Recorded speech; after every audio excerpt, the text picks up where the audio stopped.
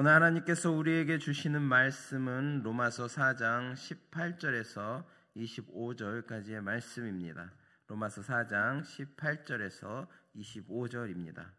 로마서 4장 18절에서 25절을 교독하겠습니다. 제가 먼저 18절을 봉독합니다. 아브라함이 바랄 수 없는 중에 바라고 믿었으니 이는 내 후손이 이 같으니라 하신 말씀대로 많은 민족의 조상이 되게 하려 하심이라. 그가 백세나 되어 자기 몸이 죽은 것 같고 사라의 태가 죽은 것 같음을 알고도 믿음이 약하여 지지 아니하고 믿음이 없어 하나님의 약속을 의심하지 않고 믿음으로 견고하여져서 하나님께 영광을 돌리며 약속하신 그것을 또한 능히 이루실 줄을 확신하였으니 그러므로 그것이 그에게 의로 여겨졌느니라. 그에게 의로 여겨졌다 기록된 것은 아브라함만 위한 것이 아니요 위로 여기심을 받을 우리도 위함이니 곧 예수 우리 주를 죽은 자 가운데서 살리신 이를 믿는 자니라. 예수는 우리가 범죄한 것 때문에 내줌이 되고 또한 우리를 위롭다 하시기 위하여 살아나셨느니라. 아멘. 할렐루야. 오늘은 바랄 수 없는 중에도 믿음으로 라는 제목을 가지고 여러분과 함께 나누기로 원합니다. 오늘 우리가 함께 나눌 본문은 아브라함과 그의 후손이 하나님께로부터 세상의 후사가 되리라는 놀라운 언약을 받았다는 말씀입니다. 이 언약은 결코 율법의 행위로 이루어진 것이 아니라 오직 믿음으로 말미암은 것입니다. 사도 바울은 여기서 아브라함의 믿음을 특별히 강조합니다. 그는 아브라함이 하나님을 창조와 부활의 주로 믿었음을 주목하며 하나님께서 아브라함의 믿음을 보시고 그를 위롭다고 여기셨다는 구약의 기록을 단순한 역사적 사실로만 설명하지 않았습니다. 오히려 이 믿음은 아브라함 자신에게 국한된 것이 아니라 예수님을 죽은 자 가운데서 살리신 하나님을 믿는 모든 신약 성도들에게까지 적용되는 구원의 원리임을 밝히고 있습니다. 이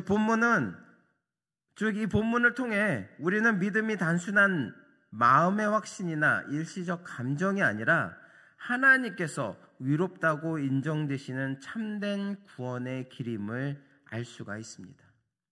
오늘 우리의 신앙 생활 속에서도 아브라함과 같은 믿음을 가지고 하나님을 신뢰하며 그분의 약속과 뜻을 붙드는 삶이 얼마나 소중한지를 깨닫는 귀한 시간이 되시기를 바랍니다. 본문 18절에서 22절은 아브라함의 믿음이 무엇인지, 믿음의 진수가 무엇인지를 잘 보여주는 말씀입니다. 성경은 아브라함이 바랄 수 없는 중에 바라고 믿었다라고 기록합니다. 여기서 바랄 수 없는 중이라는 말은 단순한 수사적 표현이 아니라 인간적인 관점에서 볼 때 더 이상 소망을 가질 수 없는 최악의 상황을 가리킵니다. 아브라함은 100세가 다 된 노인이었고 아내는 90세가 되어 이미 생리적인 가능성이 끊어진 상태였습니다.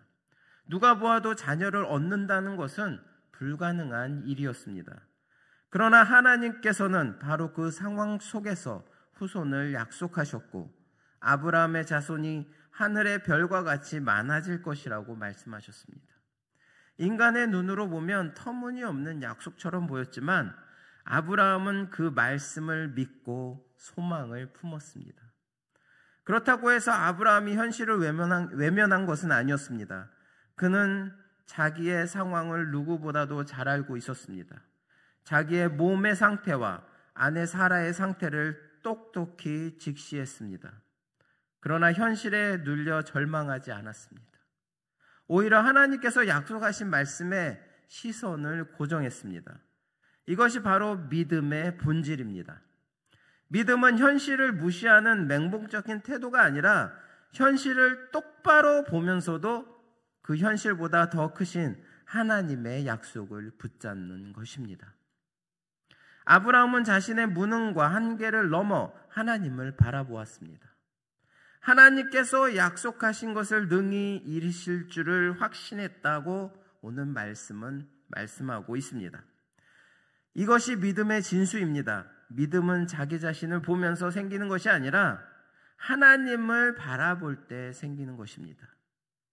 히브리서 기자는 아브라함이 하나님의 경영하시고 지으실 성을 바라보았다라고 기록합니다. 그 성은 하나님께서 약속하시고 하나님 자신이 계신 곳입니다. 아브라함이 그 약속의 성을 바라보았을 때 절망의 상황은 희망으로 바뀌었던 것입니다.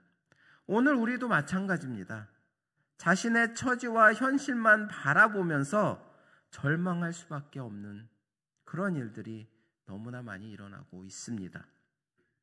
그러나 시선을 들어 하나님을 바라볼 때 우리가 가지고 있는, 현실적으로 가지고 있는 이런 절망, 모든 문제들, 이런 것들은 소망이 생긴다는 것입니다. 바랄 수 없는 중에도 바라고 믿는 믿음, 그것이 아브라함의 믿음이었고 오늘 우리가 본받아야 할 믿음입니다. 하나님께서는 지금도 그와 같은 믿음을 가진 자에게 약속을 이루어 주십니다. 자신의 상황과 현실만 바라보면 절망할 수밖에 없지만 하나님을 바라보는 시선을 가지면 소망이 생긴다는 것입니다. 바랄 수 없는 중에도 바라고 믿는 믿음, 그것이 바로 아브라함의 믿음이며 오늘 우리도 본받아야 할 믿음인 것입니다. 하나님께서는 지금도 그와 같은 믿음을 가진 자에게 반드시 약속을 이루어 주십니다. 그러므로 우리의 눈과 마음을 하나님께 고정하며 흔들리지 않는 믿음으로 삶을 살아가시기를 바랍니다. 오늘 본문 20절은 아브라함의 믿음을 이렇게 증거합니다. 믿음이 없어 하나님의 약속을 의심치 않고 믿음에 견고하여져서 하나님께 영광을 돌렸느니라. 이 말씀은 아브라함이 절망적인 현실 가운데서도 하나님을 끝까지 신뢰했기 때문에 그 믿음 자체가 하나님께 영광을 돌리는 행위가 되었다는 것을 보여줍니다. 우리는 성경에서 하나님께 영광 돌리는 다양한 모습을 발견할 수가 있습니다. 아담의 둘째 아들 아벨은 믿음의 제물을 드려 하나님을 기쁘시게 했습니다. 다윗의 아들 솔로몬은 1,000번제를 드려서 하나님께 큰 영광을 돌렸습니다. 베다니의 마리아는 값비싼 향유옥합을 깨뜨려 예수님의 발에 부으며 주님을 기쁘시게 했습니다. 초대교회 바나바는 자기의 전 재산을 팔아서 교회의 필요를 위해 드렸습니다. 이처럼 귀한 것을 하나님께 드리는 것은 언제나 하나님을 영화롭게 하는 좋은 방법입니다. 그러나 오늘 본문은 또 다른 더 본질적인 영광 돌림의 방식을 우리에게 소개합니다. 그것은 바로 믿음으로 하나님께 영광을 돌리는 것입니다. 사도 바울은 아브라함이 하나님께 드린 최고의 영광은 그가 가진 물질이나 행위가 아니라 믿음 그 자체였다고 강조합니다. 여러분, 우리는 종종 아브라함이 하나님의 약속을 믿은 것이 그렇게 대단한 일인가? 라고 생각할 수가 있습니다. 아들을 약속해 주신다고 하셨으니 감사하며 믿을 수 있었던 것 아니냐? 그저 당연한 믿음이 아니냐? 하고 쉽게 여길 수 있습니다. 하지만 상황을 깊이 들여다보면 그렇지 않습니다. 하나님께서는 이미 아브라함에게 땅을 약속하셨습니다. 그러나 그 약속은 오랜 세월이 흘러도 성취되지 않았습니다.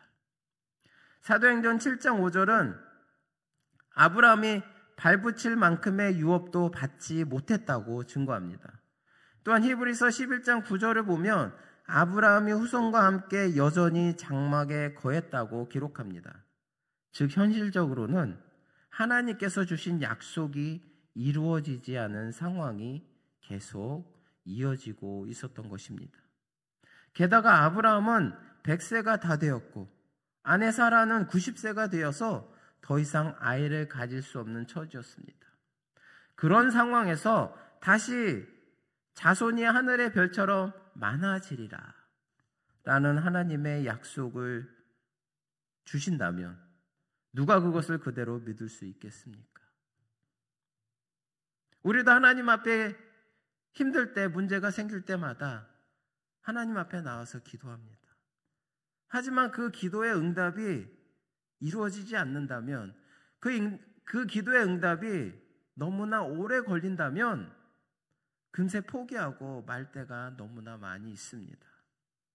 우리도 이런데 아브라함은 얼마나 더 하나님의 약속을 받았을 때 그것을 그대로 믿을 수 있었겠습니까? 아마 우리라면 먼저 앞에서 하신 약속부터 하나님께서 지켜주세요 라고 항변했을 것입니다. 그러나 아브라함은 그렇게 하지 않았습니다.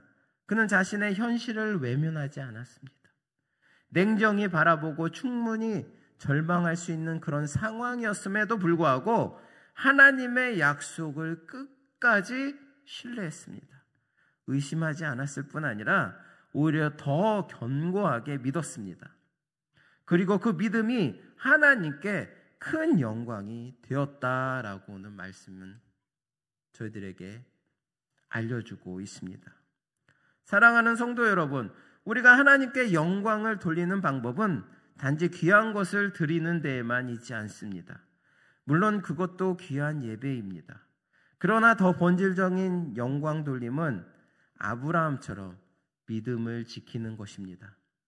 아무리 상황이 절망적이고 어렵고 힘들다고 할지라도, 하나님의 약속이 멀게 느껴질지라도 그 순간 하나님을 신뢰하는 믿음, 의심하지 않고 끝까지 의지하는 믿음이 하나님을 가장 기쁘시게 합니다. 성경은 우리의 믿음을 불로 연단하여도 없어질 금보다 더 귀한 것이라고 말씀합니다. 즉 하나님은 수천 개의 재물이나 수많은 헌신보다는 상황 속에서 끝까지 하나님을 놓지 않고 하나님을 의지하는 그런 믿음을 더 귀하게 보십니다. 그러므로 오늘 우리가 드릴 수 있는 가장 큰 영광은 바로 견고한 믿음입니다. 바라기는 성도 여러분 모두가 아브라함처럼 변함없는 믿음으로 하나님께 영광 돌리는 성도가 되시기를 바랍니다. 흔들리지 않는 믿음으로 어떤 상황 속에서도 하나님을 영화롭게 하시는 저나 여러분 되시기를 바랍니다. 오늘 본문 말씀 24절과 25절은 바울의 믿음 논증을 마무리하면서 믿음의 본질을 선명하게 보여주고 있습니다. 바울은 예수 우리 주를 죽은 자 가운데서 살리신 이를 믿는 자니라라고 강조하고 있습니다. 즉 우리의 믿음은 단순히 예수님을 믿는 것이나 막연히 하나님을 믿는 것이 아닙니다. 정확히 말해 죽은 자 가운데서 예수님을 살리신 하나님을 믿는 것, 곧 부활신앙입니다. 부활을 믿지 못한다면 그것은 참된 믿음이 아니라 거짓된 믿음일 뿐입니다. 예수님의 제자들도 처음에는 부활을 믿지 못했습니다. 여인들의 소식을 비웃었고 예수님께서 직접 책망하시며 손과 발의 상처를 보여주실 때에야 비로소 믿게 되었습니다. 그만큼 부활은 인간 이성으로는 받아들이기 힘든 사건이었습니다. 그러나 주님은 제자들에게 또 500여 형제에게 바울에게까지 친히 나타나셔서 부활의 사실을 확증하셨습니다. 성경이 이토록 철저하게 부활을 증거하는 이유는 부활 없이는 신앙 자체가 무의미하기 때문입니다. 실제로 부활신앙을 갖기 전까지 제자들의 모습은 두려움과 패배주의로 가득했습니다. 그러나 부활을 확신한 뒤에는 죽음을 두려워하지 않았고 오히려 핍박을 기뻐하며 복음을 담대히 전했습니다.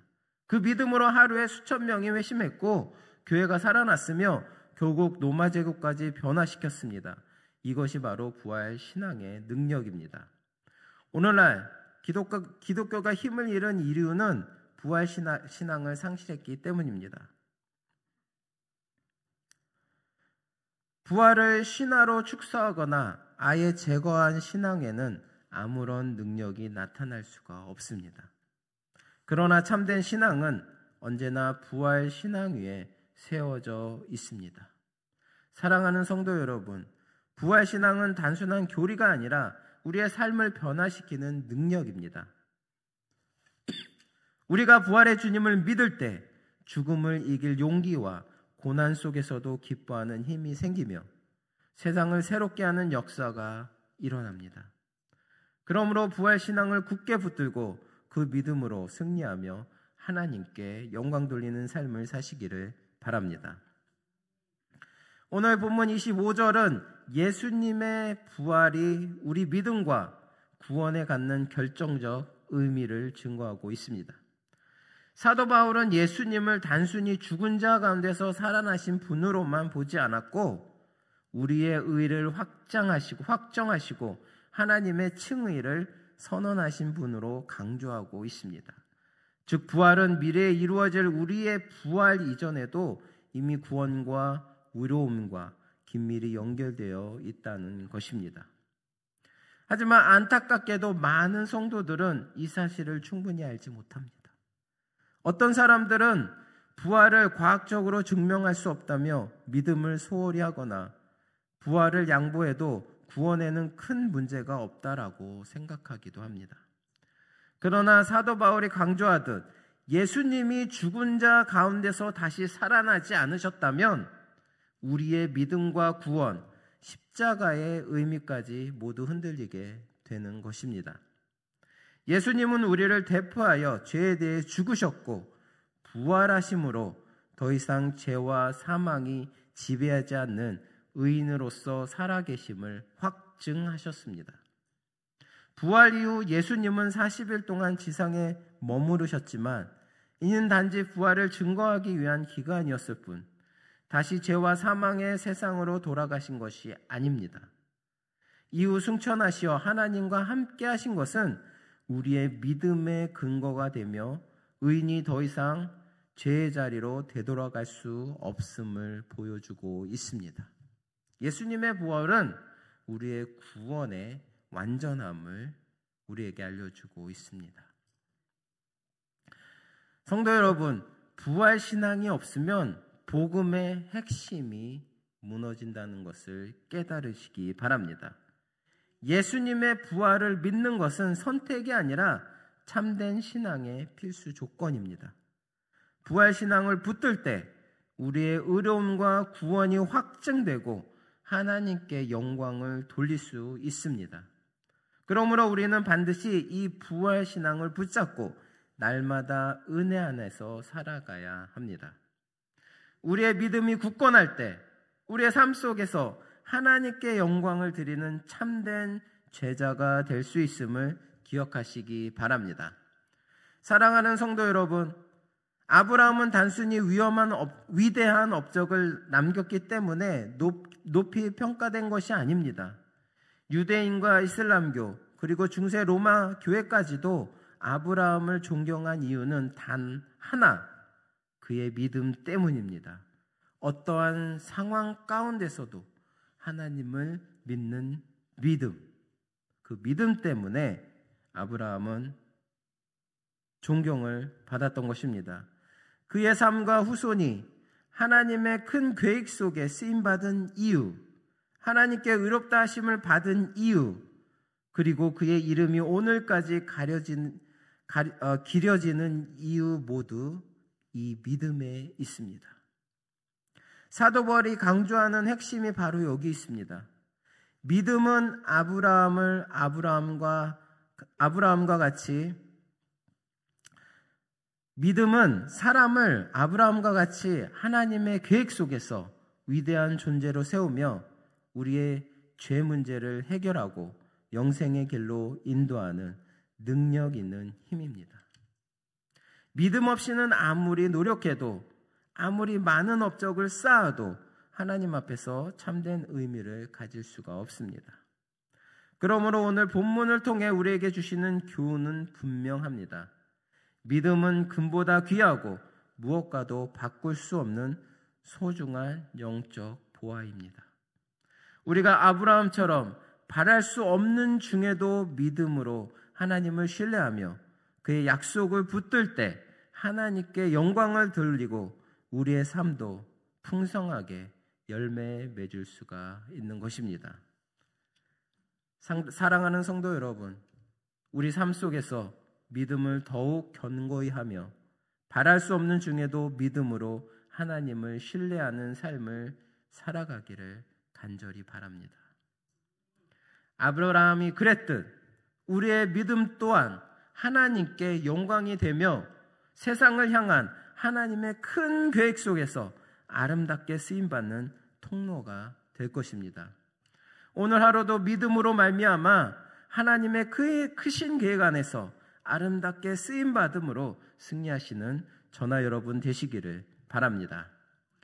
기도하시겠습니다.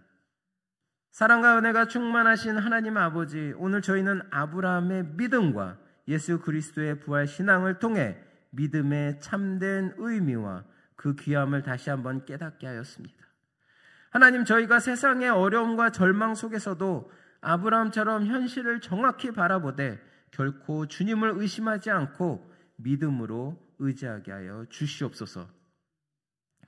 주님, 저희 마음이 늘 주님 안에 굳게 서서 흔들리지 않게 하시고 어떠한 시험과 유혹 앞에서도 깨어 근신하며 악을 멀리하고 선을 가까이 하는 삶을 살게 하여 주시옵소서. 또한 저희 믿음이 단순한 지식이나 입술의 고백에 머무르지 않고 하나님께 영광을 돌리는 참된 행함으로 나타나게 하시며 저의 삶을 통해 주변 사람들에게도 믿음과 소망의 빛이 되게 하여 주시옵소서. 저희가 예수님의 부활로 이루어진 의로움과 칭의를 날마다 기억하며 그 은혜 안에서 감사와 찬양을 드리게 하시고 이 세상의 풍파와 고난 속에서도 흔들리지 않는 믿음의 자녀로 성장하게 하여 주시옵소서. 이 모든 말씀 살아계신 우리 주 예수 그리스도의 이름으로 기도드립니다. 아멘.